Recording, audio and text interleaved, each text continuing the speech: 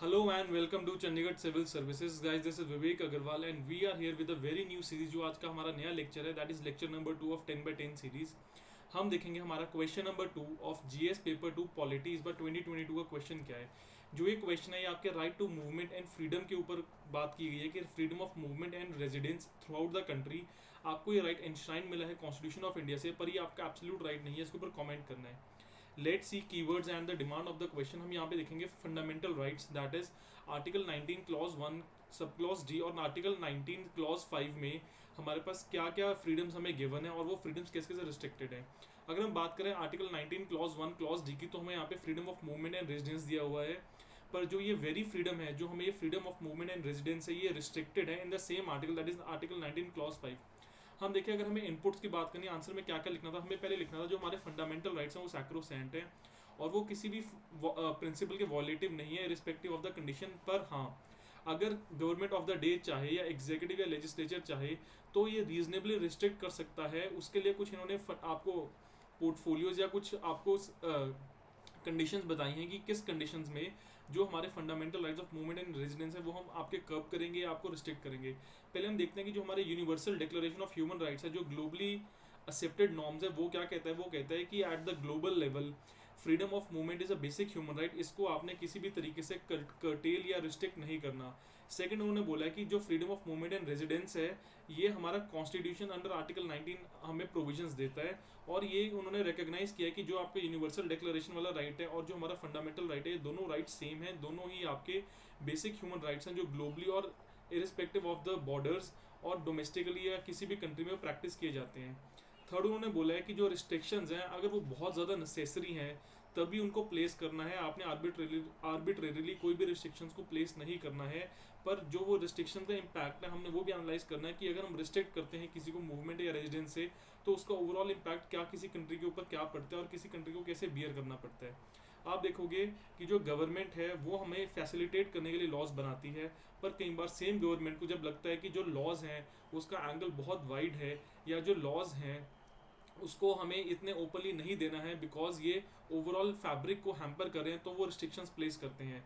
इसके लिए मैं बताया कि जो हमारी अगर हम अपनी इस क्वेश्चन को अपने हिस्ट्री के साथ ट्रेस करें या इसको GS1 के पेपर के इनपुट्स के साथ ट्रेस करें तो हमें पता है कि जो हमारी कलोनियल लीगेसी रही है वो रही है अगेंस्ट क्या कहते हैं कि कलोनियल रूल. उसमें हमने क्या कहा कि हमें इंडिपेंडेंट रहना है. जो हमारा वेरी थॉट था इंडिपेंडेंट का वही हमारा कैरी फॉरवर्ड हुआ कॉन्स्टिट्यूशन में. जब वो थॉट हमारा कैरी फॉरवर्ड हुआ कॉन्स्टिट्यूशन में तो हमने देखा कि हमें एक सेट ऑफ इंडिविजुअल राइट्स मिला जिसको बोलते हैं फंडामेंटल राइट्स, आर्टिकल 12 से आर्टिकल 35, जिसने हमें फैसिलिटेट किया एज अ सिटीजन और एज अ ह्यूमन कि आपको ये जो नेचुरल या बेसिक राइट्स हैं आपको राइट्स दिए जाएंगे और आपने इनको फॉलो करना है. पर अनफॉर्चुनेटली जब हम अपने राइट्स फॉलो करते हैं तो हम बेसिकली जो हमारी ड्यूटीज़ हैं हम उसको फुलफिल नहीं कर पाते या हम भूल जाते हैं कि हमारे पास ड्यूटीज़ भी हैं. तो वो ड्यूटीज़ याद करवाने के लिए गवर्नमेंट को कुछ हार्श स्टेप्स लेने पड़ते हैं और वो हमारे जो फ्रीडम है उसको they have to restrict so that a harmony and peaceful existence can be maintain in the society. हम देखते हैं अगर case studies we have 7 case studies to see कि कैसे हमारे फंडामेंटल राइट्स को टाइम टू टाइम रिस्ट्रिक्ट किया गया according to a law. First is on 1923 जो आपका है ऑफिशियल सीक्रेट्स एक्ट. इसमें बोला कि restriction in the interest of general public and protection of scheduled tribes. हमें कोई भी जो हमारा मूवमेंट या रेजिडेंस है उसको हम रिस्ट्रिक्ट करेंगे सो दैट जनरल पब्लिक का इंटरेस्ट ना हैम्पर और शेड्यूल्ड ट्राइब्स, स्पेशली जो शेड्यूल्ड ट्राइब्स हैं उनका जो गोल है उसको फुलफिल कर सकें. सेकंड हम केस देखेंगे जी, हमारा है डॉक्टर NB खारे versus state of Delhi.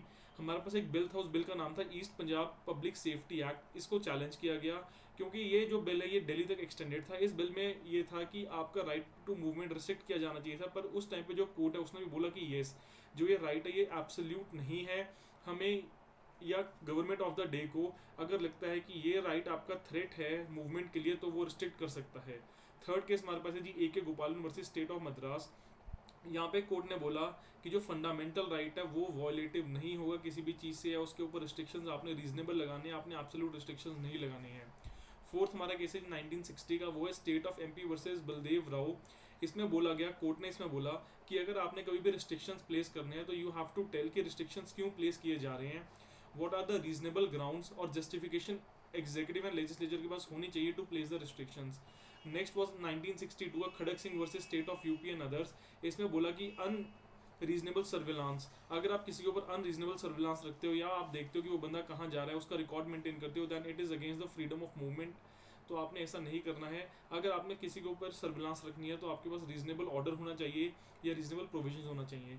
Same जो केस है और जो सेम स्टांस है वो 1975 में Govind versus state of MP में भी सुप्रीम कोर्ट ने कैरी फॉरवर्ड किया। उन्होंने बोला कि अनरीजनेबल जो सर्विलांस है वो वॉयलेटिव है फंडामेंटल राइट्स को, और आपने ऐसे नहीं करना।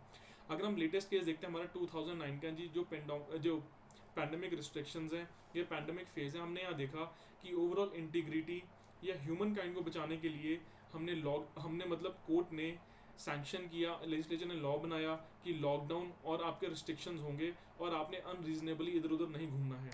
ये आप देखते हैं कि इसका इम्पैक्ट एंड रैशनैलिटी क्या है। इम्पैक्ट में हम देखेंगे कि सिर्फ फर्स्ट इम्पैक्ट किस पे पड़ेगा, आपका ट्रेड एंड ट्रेडर्स के ऊपर।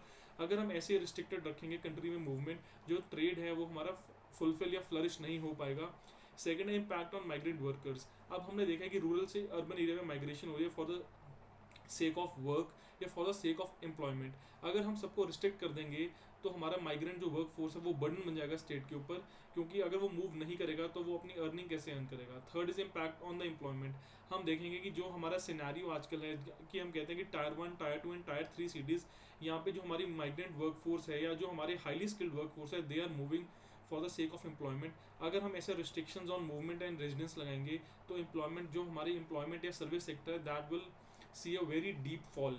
फोर्थ है जी इम्पैक्ट ऑन टूरिज्म। अब आप देखोगे कि जो हमारे टूरिस्ट हैं, अप्रॉक्सीमेटली इंडिया में अराउंड 20,000 करोड़ की इंडस्ट्री है कि जो टूरिस्ट है, जो टूरिज्म सेक्टर है, आप लोग घूमने जाते हो, इधर उधर स्टेट्स विजिट करते हो, जो स्टेट का आपको अच्छा लगता है, यू स्पेंड मनी, तो वो बहुत बड़ा फैक्टर है जो टूरिज्म को इम्पैक्ट करेगा अगर हम रिस्ट्रिक्शंस रहेंगे on movement and your residence. Next is impacts the development. Overall development of the country will be impacted, क्योंकि अगर आप एक दूसरे से मिक्सअप ही नहीं होगे, एक दूसरे की हैबिट्स नहीं देखोगे, कल्चर नहीं देखोगे, तो यू वोंट फील कि हाँ आप एक सिंगल इंडिया में रह रहे हो। You will feel that you are living in respective states. तो डेवलपमेंट एंड डाइवर्सिटी दोनों को जो है वो बहुत ज़्यादा हैम्पर करेगा।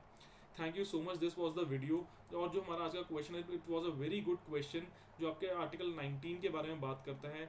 ये क्वेश्चन हमारा 2020, ये जो कॉन्सेप्ट है हमारा 2020 में स्टार्ट हुआ था ड्यूरिंग द पैंडमिक फेज, और ये question time and again UPSC ने बहुत अच्छे तरीके से आपको पूछा, आपके कमेंट्स मांगे, मतलब आपको पर्सनल व्यू मांगा है। आपको इस क्वेश्चन को बैलेंस भी करना है और निगेट भी करना है कि हाँ अगर रिस्ट्रिक्शंस लगानी है तो वो रीजनेबल होनी चाहिए, पर जो हमें फंडामेंटल राइट्स हमें मिले हैं वो ऐसे वॉलेटिव नहीं है, या वो वॉलिटी ऑफ द कॉन्स्टिट्यूशन नहीं है। तो हमारा हक है कि जो हमारे फंडामेंटल राइट्स हैं वो इंटैक्ट रहें, बिकॉज दे आर जस्टिशिएबल। अगर वो वॉलेट होंगे तो हम कोर्ट का जो डोर है वो नॉक करेंगे, सो दैट हमें जस्टिस मिल सके। Thank you so much, stay tuned in.